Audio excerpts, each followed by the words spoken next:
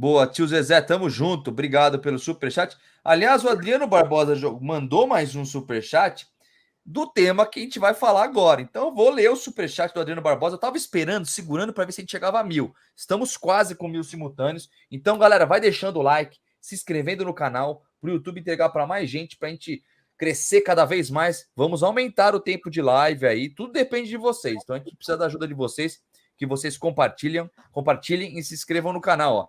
Estamos agora com 69 mil inscritos, certo? Então, ajuda a gente a chegar a 70 mil aí. Na semana que vem, vocês ajudam a gente? Então, só compartilhar, se inscrevendo, que a gente chega lá.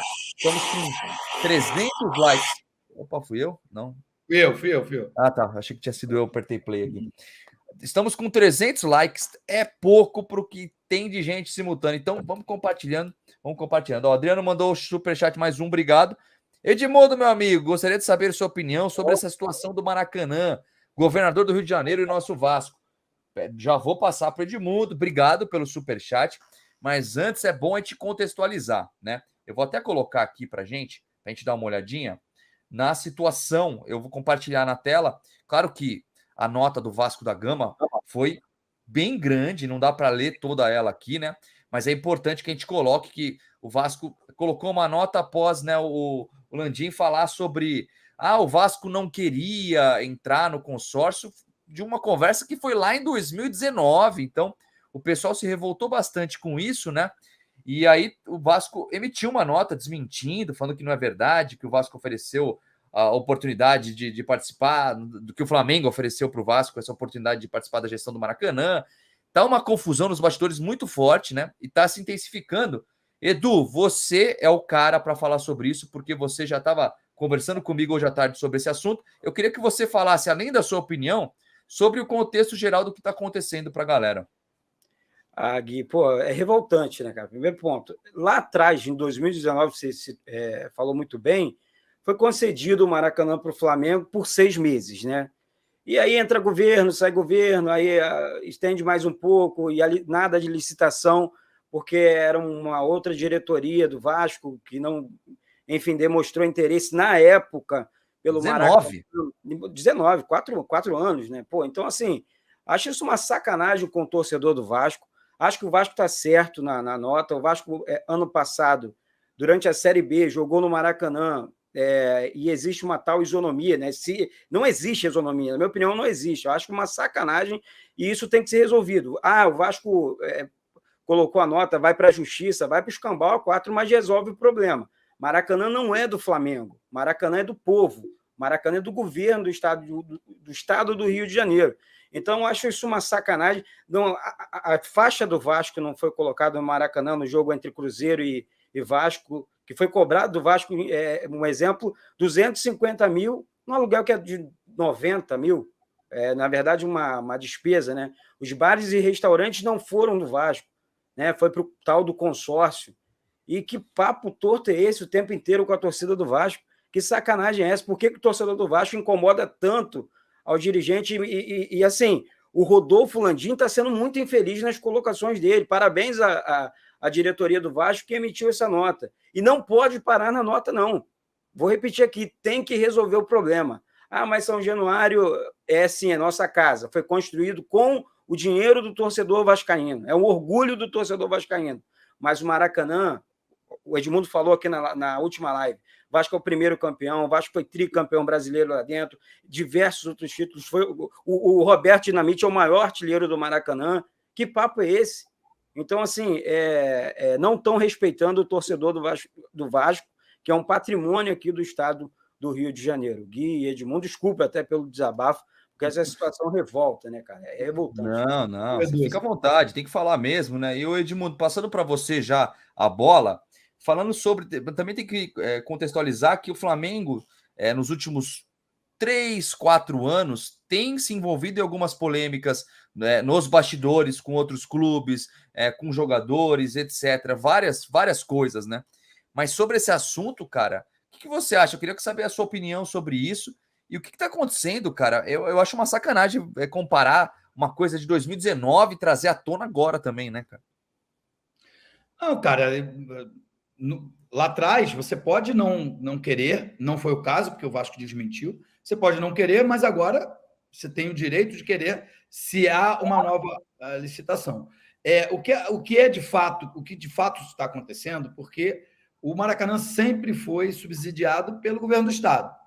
Ponto. E a partir daí é dinheiro de vascaíno, tricolores, botafoguense, rubro-negros, banguense, torcedor do Olaria, não vou saber falar aqui todos os nomes, mas torcedor do Olaria, do Bom Sucesso, do Madureira, de todos os times que queiram jogar lá, desde que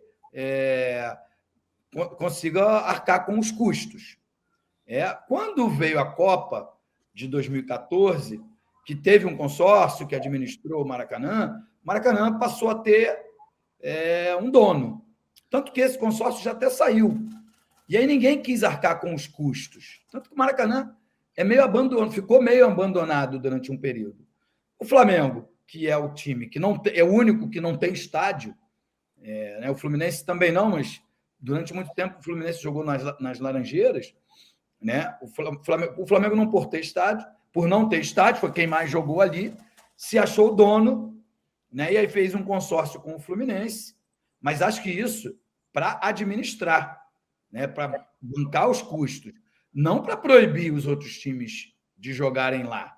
Agora foi aberta uma nova licitação e eu acho que todo mundo tem direito de participar, inclusive o Vasco, e ser parceiro de Fluminense, de Flamengo, de Botafogo, nessa administração, e escolher, cara, porque os jogos grandes quero jogar no Maracanã, os jogos médios e pequenos eu quero jogar em São Januário. Eu acho que é justo até a reforma do São Januário sair do papel e o Vasco não precisar mais. Mas, cara, se o Vasco tem um jogo para 70 mil pessoas, para 80 mil pessoas, por que não levar para o Maracanã? Né? Até porque o Vasco foi o primeiro campeão do Maracanã. E por lei, quem fosse o primeiro campeão do Maracanã escolhia o lado. Coisas que passaram por cima e fica essa vergonha. Eu entendo e respeito o excelente trabalho feito pelo Rodolfo Landim, mas parece um pouco de soberba, né? Já aconteceu isso na negociação agora dos direitos televisivos do Campeonato Estadual, sabe? Tem feito isso com outros patrocinadores, né? Quanto paga para ele? Então eu quero mais, porque meu time ganha mais. Vale a pena lembrar que o futebol é igual uma roda gigante. Hora você está por cima, hora está por baixo. Né? E a gente já viu isso acontecer com os 4 grandes do Rio de Janeiro, ou com quase todos os times, com todos, eu diria, do futebol brasileiro. O que me parece é que cada vez mais o Flamengo ganha antipatia de vários torcedores pelo Brasil inteiro, cara. Eu vi, inclusive, hoje no Cancelados, lá com a Ale Oliveira, com o Barão, com o pessoal, corintianos falando que iam torcer para o Palmeiras. Eu acho que tem o negócio do Vitor Pereira, etc. Mas isso também tem a ver com a antipatia que vem criando com a torcida do Flamengo. Antes eu vou continuar nesse tema. É importante a gente pontuar, eu acho. É claro que toda a nota, aliás, parabéns ao Vasco da Gama pela nota que deu aqui, né? Foi muito contundente. A terceira aqui, que é o terceiro ponto, que é o Vasco está aguardando a nova publicação do edital de licitação do Maracanã, uma vez que o processo foi paralisado pelo TCE um dia antes do prazo da entrega das propostas, em outubro do ano passado. O que interessa ao Vasco é um processo justo e transparente que seja concluído ao prazo mais curto possível. O Vasco foi muito bem, né, nessa nota, né, Edu? Achei, cara. Achei que o Vasco mandou muito bem, o Vasco se posicionou, mostrou para a torcida, né, para todo mundo, para o consórcio, para o governo, para os Cambau A4, que tem interesse e que vai entrar rasgando, vai investir pesado para administrar o Maracanã. E lá atrás, né, o Vasco criou, né, um projeto Maracanã para Todos. Eu mencionei hoje no vídeo mais cedo. O Vasco ele consegue pensar nos outros também, o que o Flamengo e o Fluminense deveriam fazer. Aliás, o Flamengo, vou tirar o Fluminense dessa jogada. O Fluminense aparece pouco nisso. Parece mais o Rodolfo Landim. Porque eu estou ganhando mais. Lá atrás, de 96 até 2000, 2001, quem ganhou tudo foi o Vasco. E o Vasco não fez, não tratava ninguém pelo menos eu não vi assim, né? Não vi o Vasco tratando ninguém mal.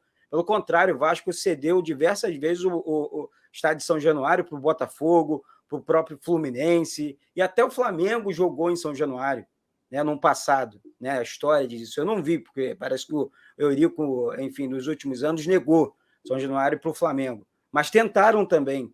O Vasco sempre abriu, né, esse tipo de conversa.